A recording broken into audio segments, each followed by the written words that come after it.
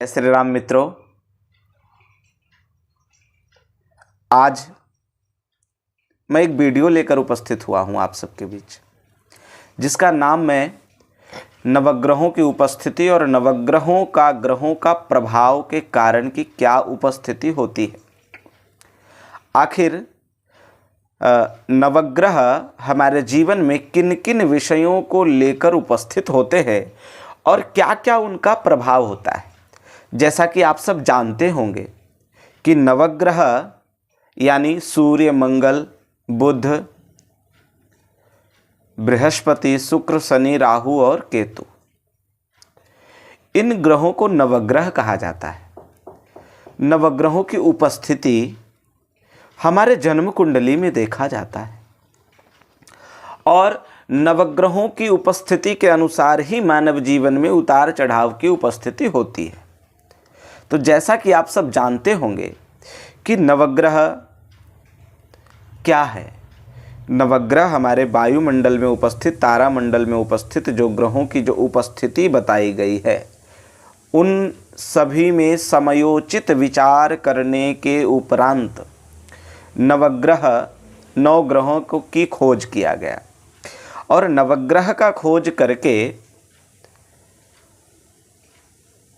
इनका एक मान और एक सम्मान दिया गया कि नवग्रहों की उपस्थिति है और नवग्रह मानव के जीवन में किस प्रकार से स्थान अथवा उनका एक प्रकार का प्रभाव कैसा है। तो देखिए, ग्रह सभी का प्रभाव बड़ा ही उत्तम होता है। मानव अपने जीवन में उसे उतारने का प्रयास कर ले तो नुकसान है, क्योंकि ग्रह तो ऑटोमेटिक चलते हैं। आज सूर्य चल रहा है तो कल चंद्रमा, चंद्रमा तो मंगल, मंगल तो बुध, बृहस्पति इत्यादि सभी नवग्रह अपने अनुसार जिस तरह से पृथ्वी का एक चक्कर लगाना होता है, उसी तरह से एक नवग्रहों का अपना अपना समय सीमा दी जाती है। तो दर्शकों, समय सीमा की उपस्थिति के अनुसार ही तो नवग्रह अपनी उपस्थिति को बताता है। अब कैसे पता चल जाता है कि अब राहु की महादशा चल रही है, हमें जीवन में कठिनाइयों का सामना करना पड़ रहा है। तो राहु जो है ना राहु जातकों को जीवन जीने की परिभाषा को सिखाता है। राहु की महादशा में ज्योतिषी उदाहरण देते हैं कि 100 सुनार का और 1 लुहार का, यानी कि संघर्ष कितना और किस प्रकार का होता है। राहु की महादशा में जीवन अच्छाई भी देखता है अथवा बुराई भी देखता है। तो राहु, अब अगर आप गुरु की महादशा अगर कुंडली में प्रवेश हो गया और प्रारंभ हो रहा है, तो अगर आपके कर्म अच्छे नहीं हैं ना, तो आप गुरु की महादशा भी आपके लिए राहु की महादशा के बराबर हो जाएगी, क्योंकि आपकी व्यवस्था के अनुसार आपका नियमावली गड़बड़ है। और अगर जिस जातक का नियमावली गड़बड़ हो जाए, वह कुछ नहीं कर पाता और कुछ नहीं कर सकता है। जैसा कि आप सब जानते होंगे, हमारे यहाँ अंग्रेज चले गए लेकिन नमूने छोड़ गए। ठीक उसी प्रकार से नवग्रहों की उपस्थिति को भी इस अनुसार देख सकते हैं कि पहले रवि, सोम, भौम, बुध, गुरु, शुक्र, शनि और राहु और केतु समझा जाता था। आज के दिन में रवि को सूर्य कर दिया गया है। परिवर्तन है ना। परिवर्तन की उपस्थिति में 27 नक्षत्र भी हैं। अश्वनी, भरणी, कृतिका, रोहिणी, मृगशिरा इत्यादि निम्नलिखित 27 नक्षत्र हैं हमारे यहाँ और 12 राशि हैं और जन्म कुंडली में 12 ही घर होते हैं और ग्रहों की उपस्थिति तो 9 ही है। फिर भी 12 घर को किस प्रकार से वह ग्रह अपने अनुसार, अपने अकॉर्डिंग उसे ढालते हैं। ढालने की उपस्थिति में देखा जाता है कि आप पहले देखते होंगे हमारे यहाँ महीनों के नाम, जनवरी, फरवरी, तो ये अंग्रेजों की तिथियों के, वो कहते हैं ना, तिथि नहीं है, इसमें अंग्रेजों का बनाया हुआ एक परंपरा है। उसके साथ साथ क्या है कि नवग्रह गुरु की महादशा में मानव के कर्म अच्छे होने चाहिए। मेरा वीडियो में यही कहने का मतलब है कि जन्म कुंडली की उपस्थिति तो है ही, परंतु हमारा जीवन का जो जीवनचर्या यानी कि दिनचर्या में भी हम अपना एक तो पहले सबसे पहले हम अपना आहार और व्यवहार को सुधारने का प्रयास करेंगे तो हमारे ग्रह बहुत अच्छे होंगे।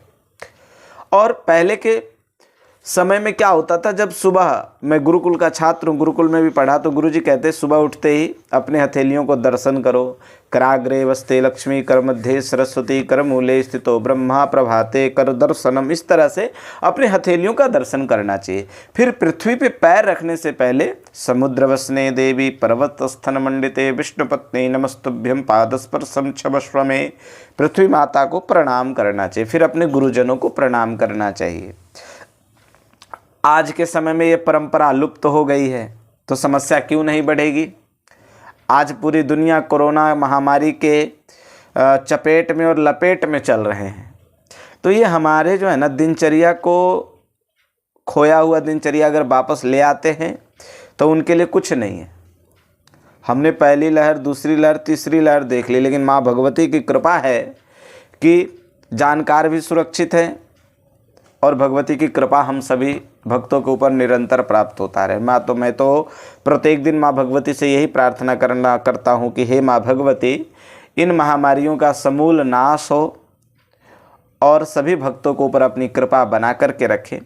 तो नवग्रहों के ऊपर जो मैं चर्चा कर रहा था उस पर पुनः आते हैं कि अपनी संस्कृति को पुनः ले आइए और यज्ञादि कर्म, हवन, पूजा पाठ, इन सभी को दिनचर्या में ले आइए। सब महामारी खत्म और दिनचर्या भी अच्छा, नवग्रह भगवान की कृपा भी आपके ऊपर परंपरागत नियमित अनुसार प्राप्त होना प्रारंभ हो जाएगा। दूसरी बात, बुध की महादशा में व्यक्ति वाणी का बहुत ही महत्वपूर्ण भूमिका बना लेता है और बड़ा ही उत्तम विचार के हो जाते हैं। तो सबका अलग अलग प्रभाव है। इस वीडियो में मैंने यही आप लोगों को समझाने का प्रयास किया है कि महादशा तो बाद में, पहले अपनी जीवनचर्या को भी बदलने का प्रयास करेंगे तो ज़्यादा अच्छा रहेगा। तभी तो ग्रह बदलेंगे ना, तो महादशा बदलेगी, महादशा बदलेगा तो आपका दिनचर्या बदलेगा, दिनचर्या बदलेगा तो आप अच्छे आहार और व्यवहार को पालन पोषण करेंगे और आपका ग्रह अच्छे हो जाएंगे। इन सभी बातों को विशेष रूप से समझे और अपने जीवन में उतारने का प्रयास करें। मैंने गुरुजनों को बातों को अपने जीवन में उतारा है और इसलिए मैं आप सबको ये वीडियो के माध्यम से अपनी बात को पहुंचाने का प्रयास कर रहा हूं। जय श्री राम। आज का दिन आप सबके लिए मंगलमय हो, आने वाला समय भी आप सबके लिए मंगलमय हो और माँ भगवती जगत जननी की विशेष कृपा आप सभी भक्तों के ऊपर निरंतर प्राप्त होता रहे। जय माता की।